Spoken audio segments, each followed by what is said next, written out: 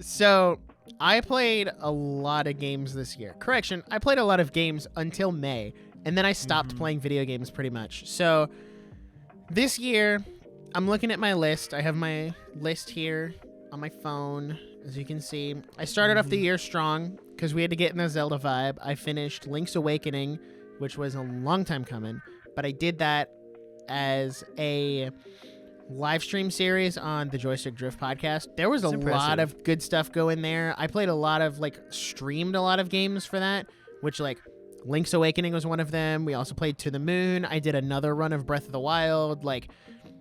Those are the things that I was like, oh, I'm going to stream, so, I'm also going to play these games. And a little hint, I might be bringing back streaming next year, but whoa, I got to get some stuff finalized before I do that. Whoa. So outside of that, I did play Persona 5 Royal, which, if Tears of the Kingdom didn't come out this year, would be my game of the year. I know it's not a game from 2023.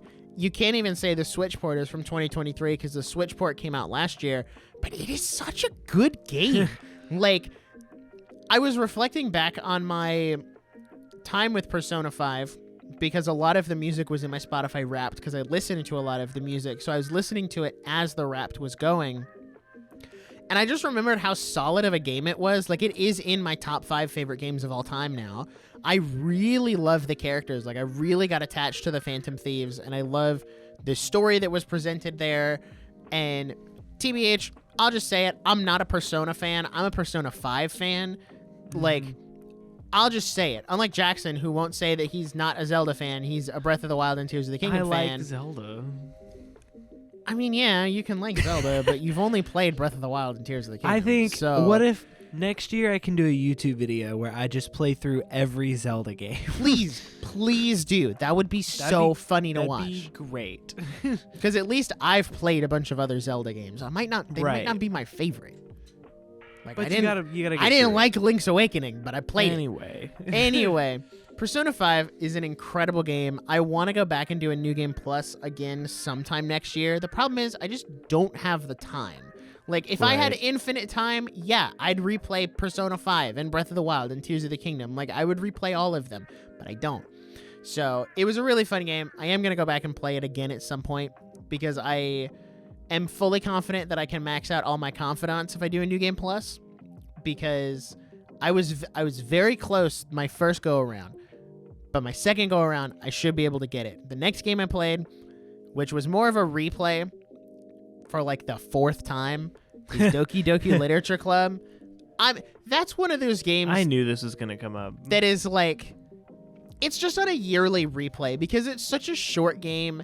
And it's very easy to sit down one night and just play through the whole game and say, wow, what a great and solid game that I love so much.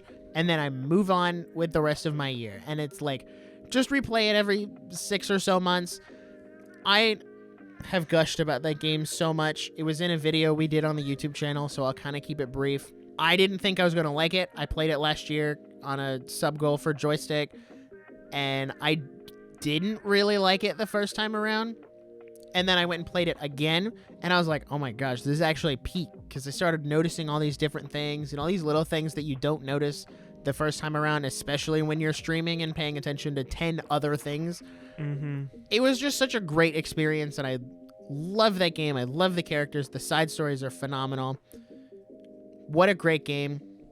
The last game I'll talk about before Tears of the Kingdom, because I gotta have my obligatory Tears of the Kingdom spiel. Of course. Is Nintendo decided to drop the final Xenoblade 3 DLC right before Tears of the Kingdom. And if you have been with us since last year, Xenoblade 3 was my game of the year last year. So it was really nice to go back. And even though it wasn't focused on the main cast, it had a completely different cast and told a completely different story. It was really nice to go back and play that game again and just get into Xenoblade. It's another game I will do a New Game Plus of eventually. But yeah, Future Redeemed was really good. If you haven't played Xenoblade, go play Xenoblade. It's very good. One of Nintendo's most underrated franchises. I said what I said. Now. Whoa, you're crazy. Here we go. My game of the year. No, I didn't even do Tears of the Kingdom yet. Sorry. You gave it away. My game. I mean, you knew Tears of the Kingdom was my game of the year. You That's know, not, you already know that's what's not going to up. surprise anybody. It has been a really surreal year because it almost feels like we've come full circle. Because I remember when we started this podcast 4 years ago. This has just been a big year for like coming full circle on stuff. Because like we got episode 100, we got Tears of the Kingdom, like all this stuff coming full circle from 4 years ago. And I also talked about this in a video I did. It's just so crazy to me that like this is the most invested I've been in a game going from announcement to release in a long time. So the fact that I was able to cover it and just really get into it and get into all the rumors and the waiting and the speculation and the trailers and the hype and like going to GameStop for the midnight launch and coming home and sitting down and playing through the opening of the game and just playing through the game. The game is incredible. Baldur's Gate 3 is probably really good. I don't know. I've never played it. I've heard it's good, but Tears of the Kingdom is just mind-blowing, man. The story is phenomenal. The music is killer. The world is so fun. It's already my favorite game of all time. It's already surpassed Breath of the Wild, which is really weird because I haven't like finished it yet. Like I still need to go get shrines and Koroks and like finish exploring the depths and finish exploring the sky. And like, there's still a bunch of stuff to do, but I already love it so much. And it's, there is stuff I can be critical of. Like, oh, I don't think we should have done memories again. Oh, I don't, like that the underground is really just a copy paste of the map above. Like there's stuff I can nitpick, but ultimately the things I love about it outweigh the bad things a lot more. And I don't know. We've done 2 full episodes on Tears of the Kingdom. I've done a video about it, and now I'm talking about it here. So I don't really know what else to say. If you want to hear more of my thoughts, go watch those other things.